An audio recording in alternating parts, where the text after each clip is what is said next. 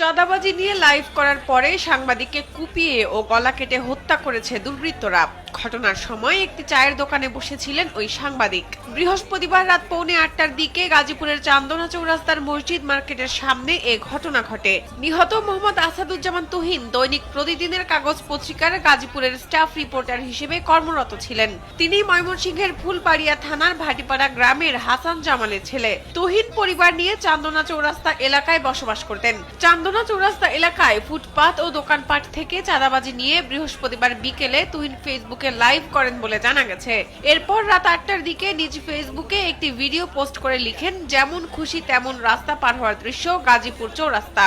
এরপর তিনি মসজিদ মার্কেটের সামনে একটি চায়ের দোকানে বসে চা পান করছিলেন। এ সময় হঠাৎ কয়েকজন সন্ত্রাসী তাকে ঘিরে ধরে ধারালো অস্ত্র দিয়ে লোকজনের সামনেই কুপিয়ে ও জবাই করে ক্ষতবিক্ষত করে পালিয়ে যায়। এতে ঘটনাস্থলেই তার মৃত্যু হয়। এ বিষয়ে বাসন থানার ভারপ্রাপ্ত কর্মকর্তা শাহিন খান জানান, খবর পেয়ে পুলিশ নিহতের মরদেহ উদ্ধার করে মর্গে পাঠিয়েছে।